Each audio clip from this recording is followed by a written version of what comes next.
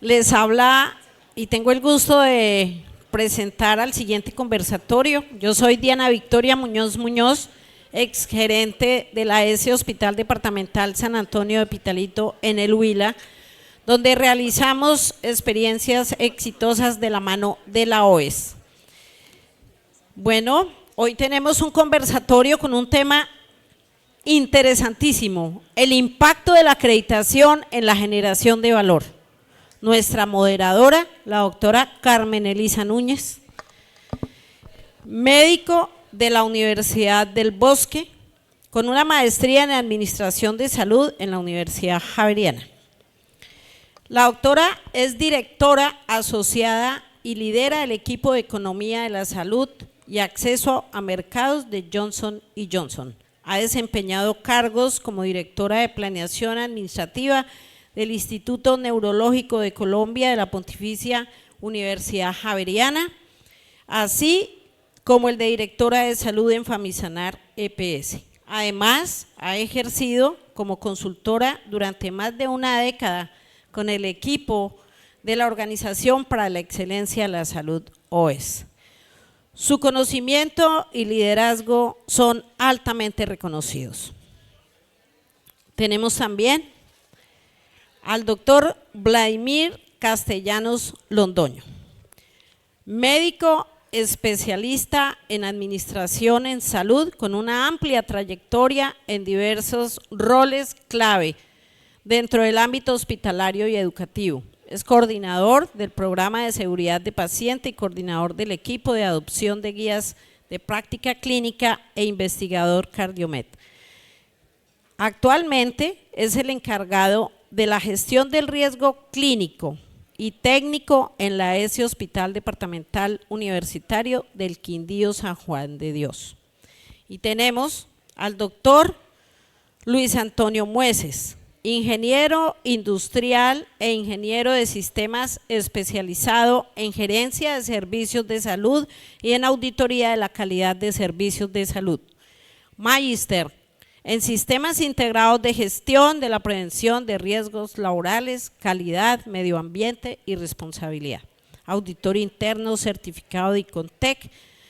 Cuenta con más de 20 años de experiencia en cargos administrativos en IPS y actualmente profesional especializado del área de planeación y calidad del Hospital Universitario Departamental de Nariño. Doctora Carmen Elisa Núñez, tiene usted la palabra. Muchísimas gracias. Muchísimas gracias a todos los que nos acompañan hoy. Y creo, doctor Vladimir y Luis Antonio, que tenemos una tarea no tan fácil, porque a veces creemos que salud basada en valor y acreditación son temas diferentes, que no se hablan. Y probablemente la pregunta que tenemos que respondernos hoy es ¿cómo? Porque nuestros dos hospitales son instituciones acreditadas, una con casi 6 años trabajando en el tema, 2 ya en acreditación. El departamental es un hospital con casi más de 10 años ya acreditado. Y cómo en este aprendizaje organizacional podemos demostrar que la acreditación impacta valor. Y lo que pensamos es que vamos a hacer un conversatorio diferente. Vamos a iniciar dándole a cada uno de ustedes 10 minutos para que nos cuenten la linda historia de cada una de sus instituciones. Y a partir de ahí vamos a ir cerrando y conversando un poco de cómo valor y acreditación son un camino juntos, pero aún más, cómo logramos y entendemos que sí se puede, que no requiere y no son solo para organizaciones de altísimo nivel y privadas, sino cómo lo hacemos y lo desarrollamos en el sector público. ¿Les parece que ese sea nuestro reto de estos ya casi 40 minutos que nos quedan? Listo. Perfecto. Bueno, muchas gracias primero a la OES por aceptar hacer nuestra ponencia de nuestra organización. A ti, Carmen Elisa, doctora Diana, también muy amable por su presentación, muy generosa, por cierto. Bueno, yo quisiera entrar en contexto inicialmente. Nuestro hospital está ubicado al sur de Colombia, en la ciudad de Pasto, en el departamento de Nariño.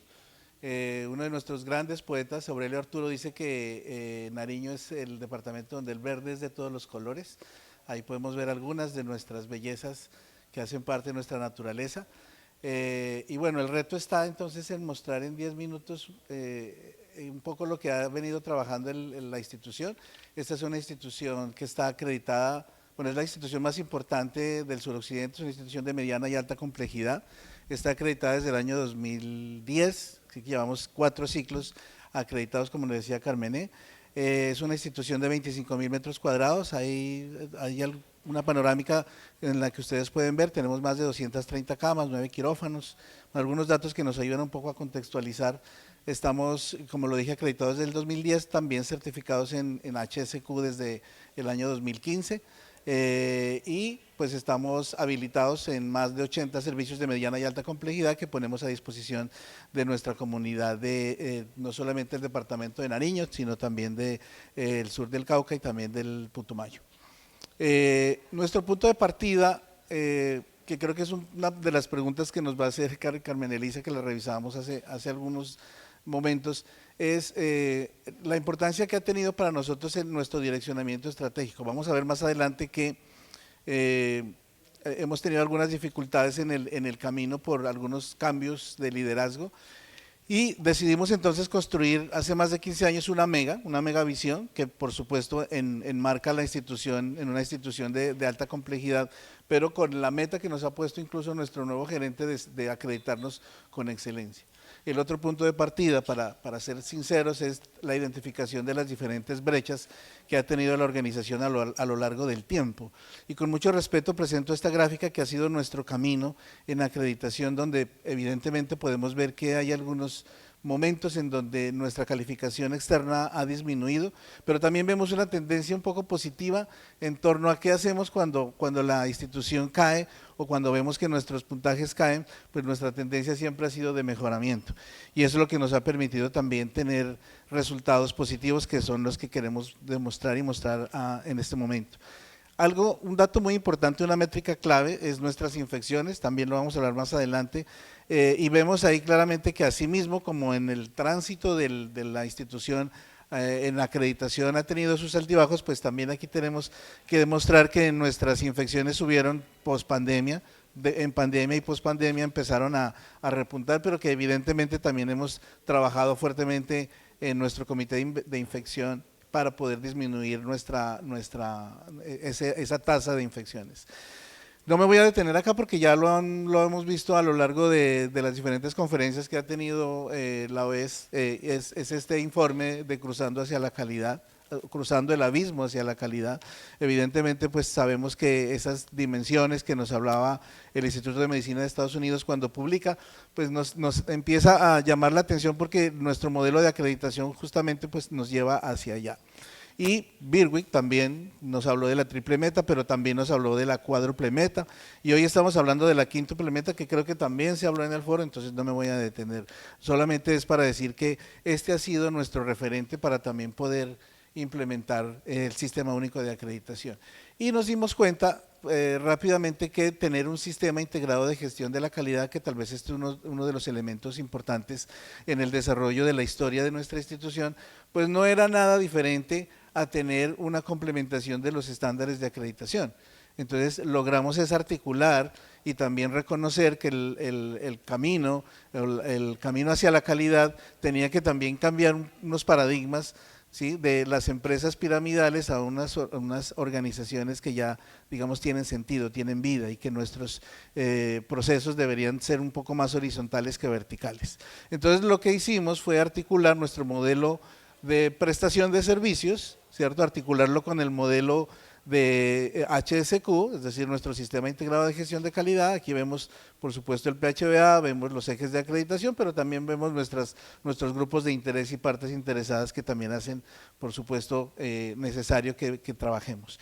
Y también trabajamos un enfoque por procesos, que ustedes saben que tanto acreditación como calidad nos dice que debemos tener procesos que para nosotros son engranajes que finalmente logran que la respuesta hacia las necesidades y expectativas pues sean de cara a ese usuario y a esa familia.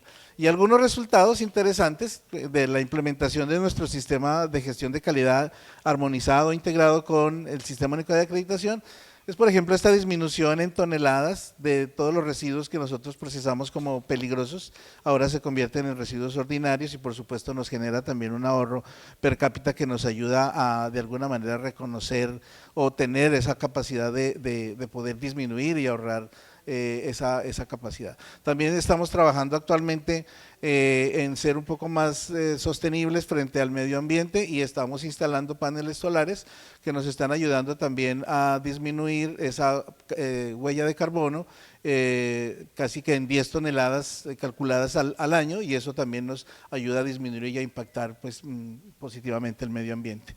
Y hemos trabajado también con el talento humano. Estamos de cara a convertirnos en empresas familiarmente responsables y tenemos emprendimientos que tienen nuestros propios trabajadores que se exponen durante unas ferias, durante algunos días en la institución, y también ellos logran obtener algunos, digamos, unas ganancias que para ellos también les permite ser más sostenibles. Frente al tema del autocuidado y a la gestión de riesgos, también hemos tenido una disminución en cuanto a accidentalidad, que pues muestra la gráfica que también es una tendencia positiva.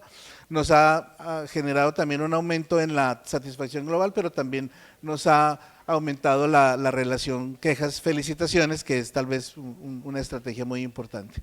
Y ya para finalizar, pues la acreditación también nos ha movilizado para que nuestra organización sea reconocida como hospital universitario, y hemos trabajado proyectos de investigación como un proyecto interesantísimo de detección temprana de cáncer gástrico, de identificación de lesiones precursoras del cáncer.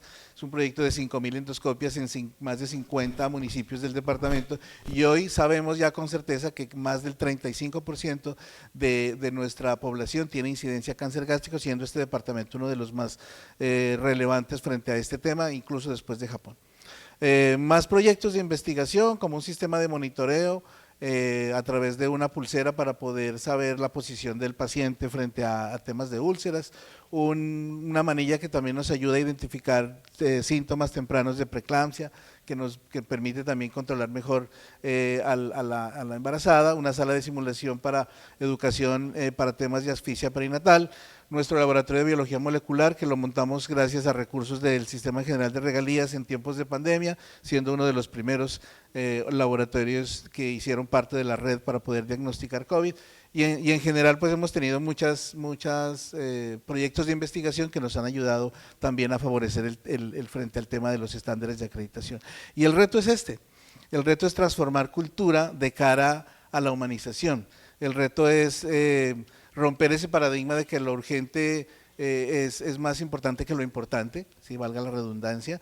También superar la resistencia a los cambios, siempre que hay cambios generacionales. Hoy estamos viendo un cambio generacional en la institución y tenemos que también superar ese reto investigando un poco más sobre temas comportamentales. Hoy se está hablando mucho de la psicología del comportamiento y hacia allá tenemos que ir. Y finalmente buscar soluciones y nuevas formas de hacer las cosas, entonces tomando decisiones por supuesto acertadas, trabajando el enfoque de riesgo que nuestro gerente nos habló el día de ayer, y reconociendo que lo más importante es el trabajo en equipo, pero equipos de alto desempeño, ya no el mismo equipo como lo ven ahí, que cada uno hace lo que debe hacer y al final termina en una discusión porque empiezan a pensar en que yo tuve la razón.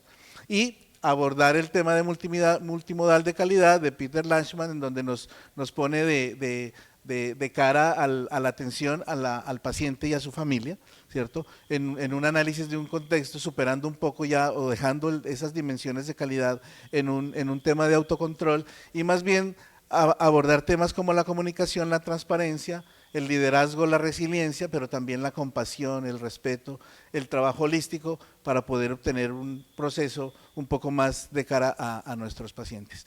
Y por último, el último mensaje que nos lo dejó nuestro gerente el día de ayer, el doctor José Antonio Beira, que pues para él es muy importante este eje de acreditación, que es la atención centrada en la persona. Él dice la verdadera atención centrada en la persona y su familia, es decir, aquí no solamente estamos viendo a nuestro bebé que nació y que se graduó en nuestra graduación de madre canguro o de padres canguro, sino lo importante es aquí que la familia realmente reconozca que el servicio que se prestó en nuestra organización fue un servicio de calidad, de cara obviamente pues al mejoramiento continuo. Esa era mi presentación. Muchas gracias.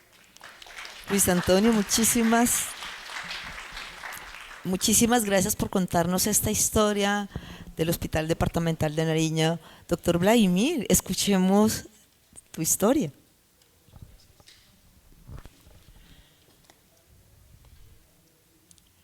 Muy buenos días para todos. ¿Se escucha? Sí.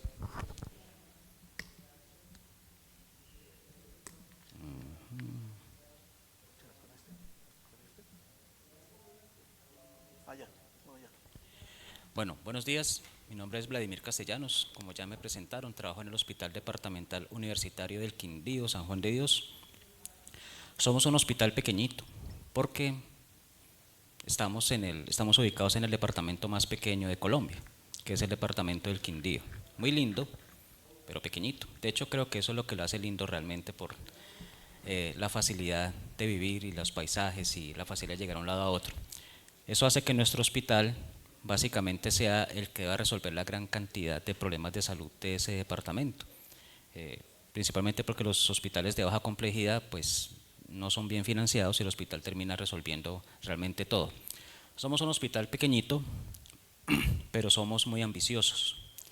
Hace unos años le pusimos un lema a gestión clínica, que es que toda vida merece una atención de clase mundial, que al principio no lo entendieron bien en el hospital, pero era una declaración de intenciones, porque nuestro hospital, que era el departamental público, había sido en años pasados un hospital de caridad, hasta que se hizo la reforma, la ley 100 y toda la transformación y reestructuración de hospitales públicos a principios de la década de los 2000. Pero todavía teníamos una cultura de ese tipo de ser hospital de caridad, y eso era un poco complicado, generar los cambios para cambiar la forma de pensar. Al declarar que todavía merecía una atención de clase mundial, decidimos, bueno, ¿qué hacemos para poder lograr esa visión tan bonita, tan ambiciosa? Y nos encontramos con dos problemas fundamentales, que es lo que vamos a ver acá, que hicimos con ello. El primero es la variabilidad clínica, que es aquello que ocurre cuando el especialista pasa ronda un día y al otro día pasa otro diferente y dice, no, esto no, hagámosle esta otra cosa. Luego al tercer día viene otro especialista y dice, no, eso tampoco me gusta, hagámosle esta otra, y al final no hay un plan, sino que todos los días hay un plan distinto porque a cada quien le parece algo diferente. Y lo segundo era el concepto erróneo de autonomía médica, que no me voy a centrar acá porque es un tema larguísimo, y es que los médicos todavía, porque yo soy médico, todavía creemos que la autonomía médica es que yo hago lo que yo quiera, porque soy médico y porque lo valgo y tengo un diploma de cartón pegado en el consultorio, así bien adornadito y todo eso. Cuando en el siglo XVII ya se definió cómo era la autonomía médica realmente, como la autonomía de la profesión, no del médico individual, como la prerrogativa que le da la sociedad en conjunto a la profesión médica y enfermería para dictar sus propias normas y estándares de calidad y juzgarlo conforme a esos estándares. Entonces miren que no tiene nada que ver esa definición con el hecho de que yo hago lo que yo quiera, porque es que mi autonomía médica me la tienen que respetar. Ese problema estaba ahí. Todavía está, de hecho, no es que lo hayamos eliminado del todo, y ha sido un proceso lento, como le mostró ahorita el ingeniero Mueces. De al principio son las ruedas cuadradas, ahorita vamos en la fase de una ruedita circular y la otra cuadrada, porque eso es un proceso de años y muchos años, pero ahí vamos, al menos no hemos dejado en el esfuerzo. ¿Y qué fue lo que quisimos hacer? Porque tengo poco tiempo. Entonces al principio veamos que la atención estaba centrada en el médico, en el personal que atiende pacientes. Entonces veamos que la gente trabajaba como quería trabajar en el hospital, o sea, el médico, la enfermera, el bacteriólogo trabajaban como ellos querían, pero no estaba el trabajo diseñado para atender al paciente. Un ejemplo rápido, el laboratorio clínico. El laboratorio clínico del hospital tenía 7 bacteriólogos de día, de lunes a viernes, de 8 de la mañana a 3 de la tarde. Noches y festivos y domingos 2, en un hospital de 24 horas, 7 días a la semana. Entonces la pregunta que yo hacía era, ¿y trabajar así a quién le beneficia? ¿Al paciente o a los bacteriólogos? ¿Ustedes qué creen? A los bacteriólogos, porque claro, ellos muy buenos, iban todos juntitos en Gallada a trabajar de lunes a viernes en horario de oficina, pero el resto del tiempo, ¿qué? Entonces, esas eran las preguntas que había que hacernos. O sea, ¿usted eso que está haciendo, esa forma de trabajar, a quién beneficia? Ahorita vamos a ver un ejemplo ya con los especialistas. Luego está la gestión clínica excelente y segura, que es cierto que gran parte del manejo de la variabilidad clínica tiene que ver con la gestión clínica excelente y también la gestión del riesgo, porque nosotros tratamos de enfocarlo siempre en las guías de práctica clínica. Decimos que la variabilidad se maneja con guías de práctica clínica y protocolos, pero el problema es que no hay tiempo para esperar guías, porque ustedes, si han trabajado guías, saben que eso es un proceso largo. una guía bien implementada no permite implementar más de 1 o 2 al año, entonces muchas guías no vamos a tener, ni protocolos. Entonces esperar a que sean las guías de práctica clínica las que regulen el ejercicio profesional y reduzcan la variabilidad en la toma de decisiones diarias al lado de la cama del paciente, pues no nos daba tiempo a esperar porque muchos pacientes iban a sufrir mientras llegábamos a ese ideal de que se regule de esa manera. Entonces no podíamos esperar, tenemos que hacer algo más. Y las estructuras jerárquicas, que eran las que solíamos tener, hubo que realizar un proceso de transformación cultural para poder tener algo diferente, que fuera más equipos de iguales, con un líder, claro, pero equipos de iguales donde todos pudieran participar en la toma de decisiones en la cama del paciente, que así es como lo llamamos. Recuerden que hablo de hospitalización. Y, por supuesto, está la humanización, que es simplemente que la gente deje de hacer cosas que afectan a sus congéneres y empecemos a ver al paciente como un ser con dignidad, teniendo en cuenta que la dignidad humana es la capacidad de la autonomía de la persona. Y ahí viene lo que hablábamos esta mañana, creo que con los de Planetri, que hablaban que ahorita no se trata tanto del valor de ser compasivos o que no seamos tanto de cuidadores, sino también de que el paciente esté empoderado para el manejo de su propio proceso de salud y de enfermedad. Entonces eso también es la humanización como nosotros estamos tratando de entender en el hospital. Si ustedes se dan cuenta, esos 5 elementos que comenté son en realidad 5 ejes de acreditación. O sea, esos son 5 ejes de acreditación, no hay falta otro porque no está tan ligado. Y lo que decimos en el hospital es que para que el camión con sus 5 ejes funcione y llegue a su destino, que la acreditación y darle un buen valor a las personas, pues estos ejes, como los ejes de un camión, tienen que estar alineados y balanceados y siempre en la misma dirección. Si no, pues no va a funcionar. Entonces, ¿qué fue lo que pasó en el hospital? Ya entrando al grano. Entonces, en el hospital, para formar equipos de alto desempeño y acabar con la variabilidad clínica, tuvimos que pensar, bueno, ¿qué vamos a hacer? ¿Qué era lo que había en el hospital en ese momento? Entonces, el lunes pasaba un cirujano y decía, hagamos así. El martes pasaba otro cirujano distinto y decía, no, así no tanto, medio asá. Luego llegaba otro el miércoles y decía, no, nada de eso funciona, eso no me sirve, hagamos otra cosa completamente diferente. Y luego el jueves llegaba otro, no, eso tampoco, hagamos esto así. Y luego el jueves, no, pero así tampoco, así sí. Y así todos los días era algo distinto. Y otro problema que teníamos era que los médicos hospitalarios, pues todos los días era un médico hospitalario diferente, que es el que acompaña al cirujano en la ronda para tomar las decisiones. Entonces, ¿qué pasaba con el médico hospitalario? Pues con las entregas de turno, aunque se hiciera bien la entrega de turno, siempre va a ocurrir el fenómeno de teléfono roto. Entonces, información clínica relevante empezaba a romperse, esa información que puede ser relevante, y el ciclo de la comunicación se rompía, se enredaba, etc. Entonces teníamos un equipo de trabajo en el cual era un cirujano al día que tomaba las decisiones que a él le parecían, con un médico hospitalario que no conocía al paciente bien o daba información equivocada porque la información clínica de los días pasados estaba rota. Y como somos hospital universitario, teníamos a un interno que menos que sabía lo que tenía el paciente o le metía mentiras al especialista, que ustedes saben que eso pasa, eso no es algo inusual. Entonces el hospital tuvo que decir, jue madre, esto está como grave. Porque entonces la pregunta que me hizo una vez es, ¿quién cuida al paciente? Me decían todos, pero recuerden que responsabilidad de todos es igual a responsabilidad de nadie en la vida real. Con eso es que todos son responsables así sin un esquema definido, es como decir, no, nadie, porque al final la responsabilidad se diluye en todo el mundo. Y esto pasó porque un día, en el 2017, me encontré un paciente con un absceso en la boca de una gastrostomía como de 20 centímetros. Y la pregunta mía fue, eso no crece en una noche, ni en 2 noches, no creo tampoco en 3 noches, pero todos los días pasa un médico cirujano, todos los días pasa con él un hospitalario, una enfermera, etcétera, y entonces, ¿cómo es posible que este absceso me lo haya comunicado el gastroenterólogo cuya oficina está ubicada 7 pisos más abajo? O sea, el paciente está en el 7º y el gastroenterólogo en el 2º, y él fue el que nos detectó eso. No fue el equipo que está con el paciente todos los días. Entonces dijimos, no, esto hay que cambiarlo, y fue cuando empezamos a aplicar el enfoque que les mostré en la diapositiva anterior. ¿Cómo hicimos para cambiar esto? Que este es el kit del asunto. Entonces pusimos un líder clínico especializado, al que le pagamos buen dinerito, y cuya función era mantener la estabilidad de los modelos que implementáramos. Como era un igual, porque si iba yo como médico general y médico especialista para una administración a implementar un modelo, pues iba a generar rechazo, eso lo sabíamos.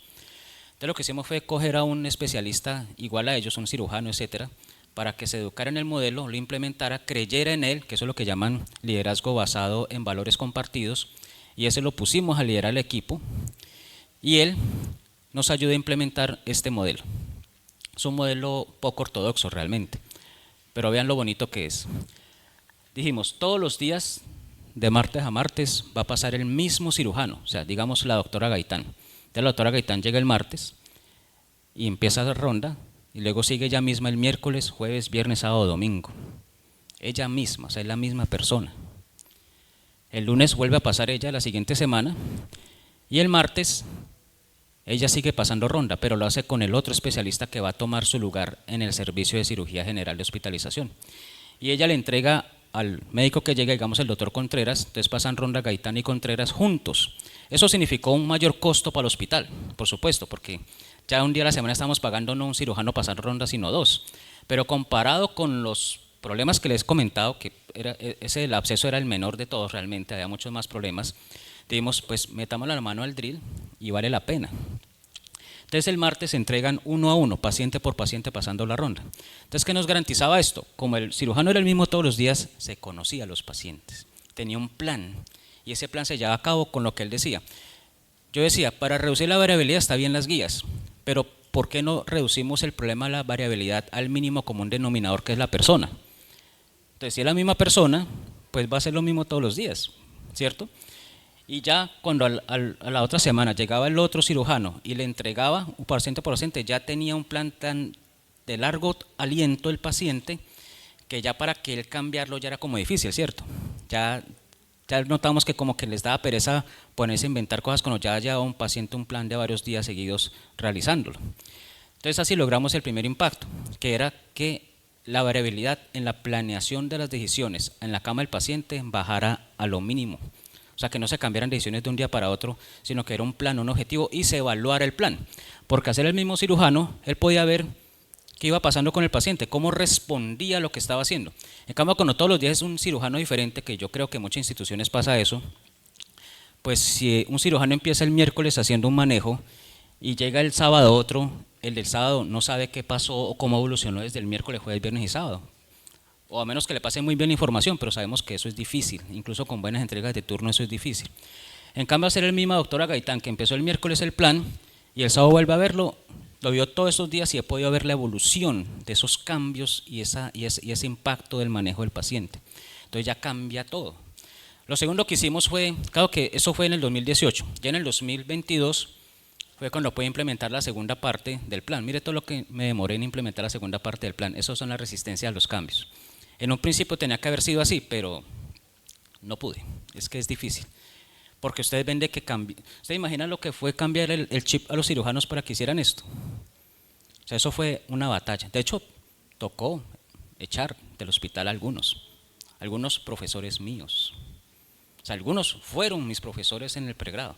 Y con todo el dolor del alma me tocó decir, doctor, qué pena con usted, pero es lo que llaman la gobernanza clínica. O se hace lo que el hospital decide por el bien de los pacientes o dejamos que cada quien trabaje como quiera. Esa fue la doctrina que se implementó. No, el hospital decide qué es lo mejor para el paciente y se hace como el hospital lo determine. Y quien no le guste, pues puede ir a trabajar en otra parte donde sí le dejan hacer eso. Pero en este hospital no. Esa fue una premisa la más difícil de todas. Luego con los hospitaleros, cuando por fin nos dejaron hacer esto, lo que hicimos fue decirle al hospitalero, vea, le tengo un trato, doctor. Claro, primero le preguntamos a los cirujanos ya metidos en el modelo, ¿a usted qué hospitalero le gustaría tener? Entonces cada uno escogió y dijimos, bueno, fulanita y fulanita. Entonces, en cirugía general, por ejemplo, les dimos dos médicos hospitalarios para que eran todos los pacientes de cirugía general, estuvieran donde estuvieran en el hospital. O sea, ya no era por ala o por piso, no. Si es paciente de cirugía, es suyo. ¿Dónde está? No me interesa, donde esté. Entonces dijimos, va a haber un médico hospitalario que esté de lunes a viernes, sea festivo o no, de lunes a viernes es el mismo hospitalario, es el mismo todas las semanas. Entonces todas las semanas, siempre el lunes a viernes está, digamos, la doctora Bocanegra, viendo a sus pacientes de cirugía, y la doctora Olave. Entonces todos los días, de lunes a viernes, están las mismas dos médicas. Los sábados y domingos pues sí tienen que ser distintos, que eso pues bueno. Nosotros hemos tenido históricamente mejores egresos los sábados y domingos, pero igual está el cirujano, que también puede dar egresos y vigilar. ¿Qué logramos con esto? Pues vean que cuando es el mismo hospitalario, ya el conocimiento del paciente es mucho mayor. ¿Qué logramos con esto? Entonces veamos resultados rápidamente. Entonces, la estancia del hospital es esta. Vean cómo pasamos en el 2016 de 6.2 al 2023 5 días de estancia, o sea, 1.2 días de estancia reducidas. Ustedes saben que reducir la estancia en un hospital de la complejidad es duro.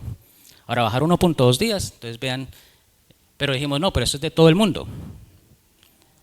Este es el porcentaje de estancia prolongada. Entonces vean que la estancia prolongada era el 17.8% en 2016 y en 2023 era el 11.3% de estancias prolongadas. Digo, no, pero dígame la de cirugía general, que es el que implementó el modelo, claro. Cirugía general empezó en el 2016 con 6.34 días y 2023 terminó con 4.52 días de estancia promedio. Ahí se ve cómo el problema era que una ineficiencia muy grande, porque los pacientes se quedaban no porque estuvieran tan enfermos si lo necesitaran, sino porque las decisiones que se tomaban al pie de la cama todos los días no permitían que el paciente se conociera plenamente y pues eso hacía que el paciente demorara en salir. Esta es medicina interna que tuvo un modelo híbrido, no es exactamente como el de cirugía general, pero es muy parecido. Y vean que también logró pasar de 10.1 días hasta 8.4 días el año pasado. O sea, es una disminución casi de 2 días del promedio de estancia. Ortopedia fue un caso interesante y lo traigo acá como curiosidad porque ortopedia en el 2018 fue el primero que le pusimos un modelo full, se implementó el modelo completo de médico y todo eso. Vean que pasó de 7.36 a 4.4 días en menos de un año. El problema fue que se me fueron saliendo del redil y pues llegaron hasta el 2022 y dijimos no, hay que volver a retomar el modelo y volvimos a tomarse no como yo quería, un modelo más liviano, pero vean, bajó. Otras cosas que empezamos a notar, entonces como el paciente tenía mejor manejo, entonces vean por ejemplo el promedio de estancia de infarto agudo del miocardio, la tendencia de la reducción que hubo en ese promedio de estancia, también por patología. En las patologías del tracto biliar, que es de cirugía, pasó de 5.6 a 4.4. Los reingresos, porque de nada me sirve a mí que un paciente egrese rápido si va a reingresar pronto. Entonces el reingreso antes de 15 días, vean cómo fue bajando en el de la patología biliar y vean el reingreso de POC también cómo tiene una tendencia a la baja. El año pasado fue que hubo una pequeña repunte del COVID en el principio de año, por eso no subió, pero vean cómo la tendencia es disminuir. La letalidad de los trastornos de vesícula biliar, vean lo que pasó. O sea, pasó del 4 al 0.7%. Y la letalidad de fractura de fémur, del 5.8 al 0% la letalidad. Esos son resultados, porque nosotros queríamos saber, listo, esto se hizo con los pacientes, pero eso, en fin, ¿cómo medimos que eso hizo que el paciente le fuera bien? Pues estos son los datos, por medio de minería de datos, que nos logra saber cómo fue. Rápidamente, el costo. Logramos costos de ahorro en la utilización de algunos medicamentos y este es el promedio de producción de cirugía general por paciente. Vean que pasaron de 2 millones y pico de pesos por paciente a 5 millones de pesos por paciente en producción. ¿Por qué? Porque hacían más cirugías y menos estancias, porque las estancias saben que están en cada paciente acostado, pero eso no genera valor porque está acostado. En cambio, al operarlos se resuelven más pacientes. Y había uno acá que se me olvidó, que era que ahora con este modelo encontramos un detalle que no nos esperábamos, que los pacientes conocían a su médico y los médicos a sus pacientes. Entonces cuando yo iba a preguntarle antiguamente a un médico sobre su paciente, preguntaba, ¿cómo está el paciente de las 5:34? Doctor, venga, miro. Cuando estaba este modelo, el modelo, ya decía, doctor, ¿cómo está Pedro Pérez? Sí, Pedro Pérez, sí, Pedro Pérez, fulanito, o sea, lo tenían en su cabeza. ¿Por qué? Porque pues si están tanto tiempo con él, o sea, miren que hay un médico general que está todos los días y todas las semanas, y un cirujano que pasa mucho tiempo con él, entonces ya lo conocen. Lo otro que no esperábamos era que los pacientes se conocían al médico, lo identificaban y sabían quién era y formaban más vínculo, porque como se veía todos los días, en cambio si uno ve un paciente, si todos los días ve un especialista diferente al paciente, no hay vínculo, ¿cierto? Porque solamente un ratico y adiós. Pero cuando lo veo todos los días, ya inevitablemente como humanos que somos, se forma un vínculo, eso es inevitable, y eso también empezamos a notarlo en la parte de humanización. Qué pena, muchas gracias. Gracias, doctor Vladimir. Y en estos minutos que nos quedan, si ustedes se dan cuenta, hay dos elementos fundamentales que nos muestran la experiencia de las dos instituciones. Para que podamos generar valor, hay dos elementos fundamentales, y el primero es el liderazgo organizacional, todo lo que tiene que ver con esa alineación en direccionamiento estratégico. El segundo, un elemento claro que tiene que ver con todo el tema de liderazgo clínico y cómo eso impacta. Pero hay una pregunta que siempre nos hacemos y probablemente se lo voy a hacer a ambos, para que cada uno me conteste en unos 2 minuticos. Uno de los retos grandes cuando hablamos en generación de valor es cómo medimos resultados clínicos, cómo lograr tener la medición de resultados clínicos. Y quisiera preguntarles desde su perspectiva y en la experiencia de cada una de sus instituciones, ¿qué iniciativas, qué elementos generaron o han construido a partir de la acreditación para empezar a medir resultados clínicos, que es un reto en todas nuestras instituciones? Luis Antonio, Bueno, iniciemos contigo. es una pregunta muy importante, muy concreto quiero ser también en la respuesta. En el Hospital Universitario Departamental de Nariño tenemos dos métricas importantes que nos ayudan a evaluar el resultado de la gestión clínica. El primero tiene que ver con la tasa de infecciones. Sin duda, como lo mostraba en la diapositiva, en tiempos de pandemia tuvimos un pico importante. Y lo segundo es la adherencia a guías. Pero digamos que lo más importante no es la métrica, sino lo que se hace previo para poder lograr ese resultado. En nuestro hospital, afortunadamente, ha sido pionero en el tema de higiene de manos. Tuvimos el premio, nos ganamos el premio latinoamericano de higiene por la estrategia multimodal. Tuvimos a Didier Pitet en la organización y eso motivó y creó cultura. Y con pandemia nos dimos cuenta de que esa cultura nos ayudó muchísimo porque pues no tuvimos que hacer un ejercicio mayor frente al tema de higiene de manos. Y eso nos ha ayudado mucho, obviamente, con todas las estrategias previas que se necesitan hacer.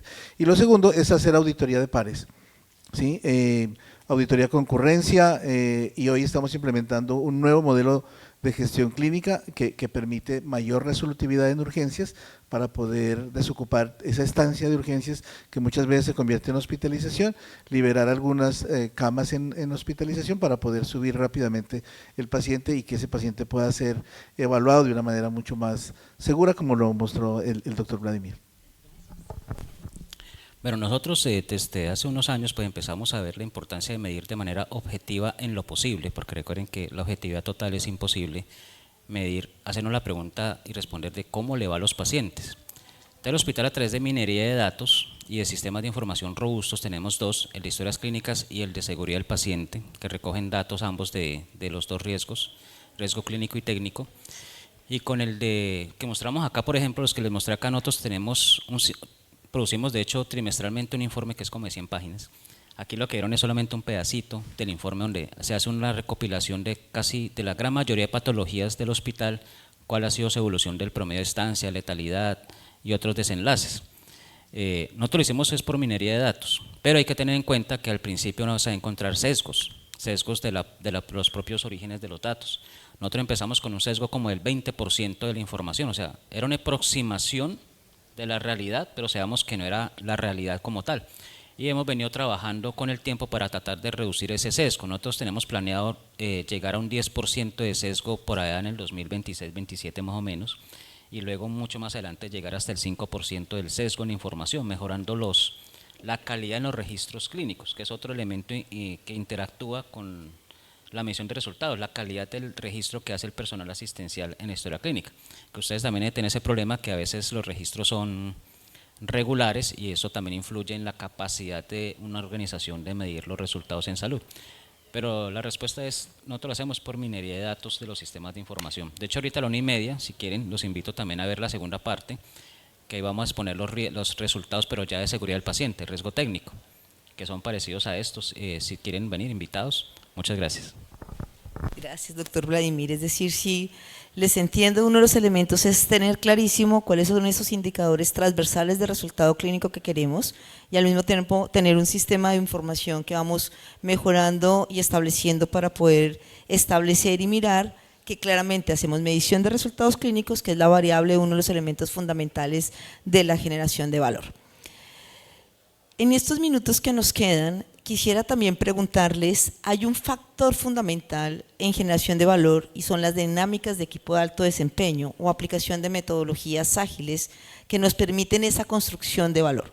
En instituciones acreditadas como las de ustedes, ¿qué herramientas o elementos están implementando para hacer el tema de generación y construcción de equipos de alto desempeño?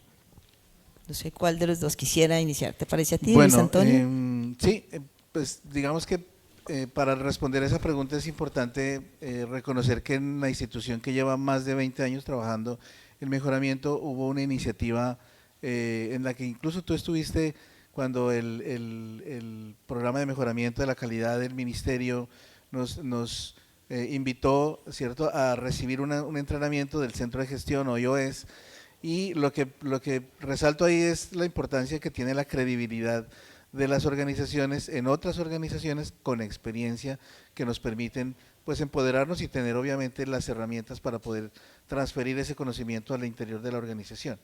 Y quisiera solamente decir que cuando yo llegué a la institución hace 10 años aproximadamente, ya desde el año 2004, el lema del direccionamiento estratégico del plan de desarrollo de esa parte de la historia del hospital era hacia una cultura de la calidad. Y el siguiente lema fue un hospital seguro para una atención segura. Y el siguiente lema fue un hospital seguro con alma y corazón. Y así sucesivamente. Cuando yo mostré la diapositiva, una de las primeras diapositivas que fue la megavisión, yo pienso que la estrategia clave, además de lo que tú mencionas como la construcción de equipos de alto desempeño y utilización de metodologías ágiles, hoy estamos trabajando en modelos Scrum para fortalecer los equipos, ha sido el direccionamiento estratégico. O sea, sin duda tener una visión clara hacia dónde apuntarle, independientemente de las dificultades que ha tenido la organización a lo largo de los años, ¿cierto?, por temas administrativos, políticos, etcétera, pues lo que hace es que la organización se empodere hacia un camino claro, obviamente por desarrollar, y lo más importante pues es apuntarle a ese mejoramiento que finalmente es lo que busca cualquier organización de salud en el país. Bueno, complementando lo que es el ingeniero Mueces, nosotros también, bueno, gestión clínica sobre todo, creemos que lo más crítico es la elección correcta del líder apropiado para el momento adecuado, para el sitio adecuado. Una vez en las instituciones eligen líderes a veces por distintos intereses, por distintos motivos de interés de distintos grupos, pero cuando se elige el líder equivocado, ahí es cuando empiezan los problemas para el cambio o la resistencia al cambio. En el hospital hemos intentado de que los líderes tengan una evaluación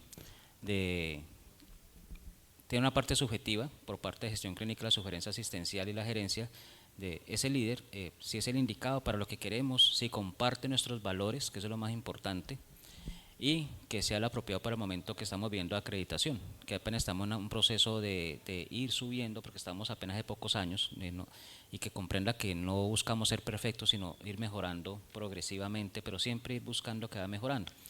Yo creo que el punto más crítico es la elección correcta de esos líderes, además de la visión que nos comenta el ingeniero Mueces. O sea, la visión debe estar clara y el líder que se elija tiene que tener esos valores compartidos con esa visión. Y esto tiene que quedar muy claro al momento de elegir el líder.